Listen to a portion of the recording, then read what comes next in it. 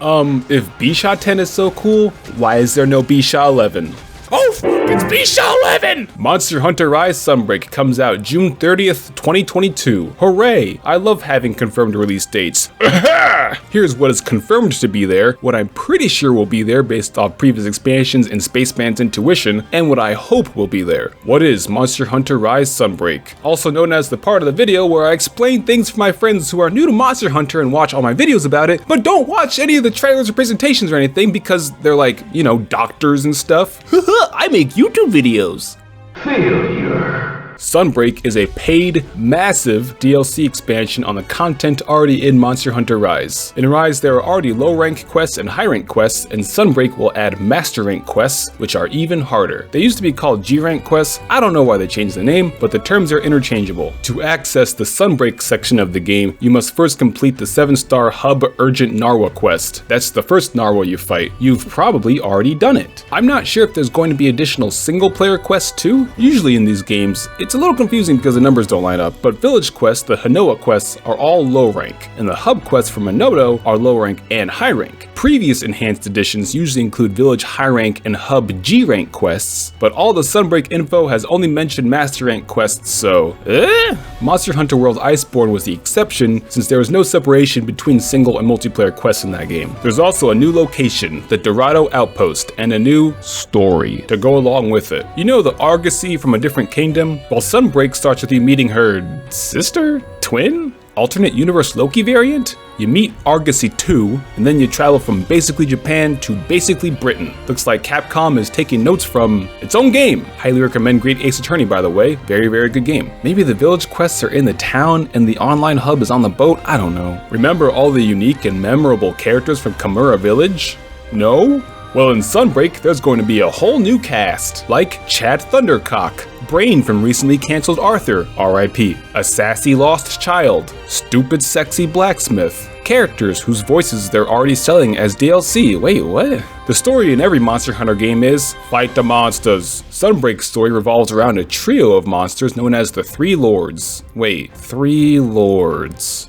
Three Lords. Where base game Rise had monsters based off of Japanese yokai, Sunbreak's Western influence has monsters based on classic Western literature cereal box monsters. Vampires, werewolves, and a big fucking monkey! Just kidding, it's a Frankenstein's monster, which some people get really upset if you only call it a Frankenstein because Technically, that's the doctor, not the monster. who cares? Speaking of monsters, every monster already in Rise will get a master rank version in Sunbreak that moves faster, hits harder, and sometimes will have brand new attacks. They'll also give stronger weapons and armor that'll have higher stats and better skills. You can usually upgrade your high rank weapons into master rank, but for armor, you'll have to start crafting from scratch. However, master rank armor has a new look from their respective low and high rank counterparts. As mentioned previously, there will be a slew of brand new monsters and also monsters from previous Monster Hunter games brought into Rise, and new variants / subspecies of monsters currently in Rise. I do not know the difference between what a variant and a subspecies is. These are all made up definitions about made up creatures. It's a new version. Between base games and follow-ups, they usually add a lot more monsters. Like a lot more monsters. At time of writing, here's a list of all the confirmed Sunbreak monsters so far. For brand new monsters, we got Malzeno, the vampire elder dragon, Lunagaron, the werewolf ice dog, and Garangolm, the Frankenstein monkey who can use fire and water attacks. I, for one, am looking forward to those dual blades. Monsters from older games who are new to Rise. Shogun Cianatar, a big crab that defines the longsword meta, and Astalos, which looks like a big thunder dragon, but is actually a big lightning bug.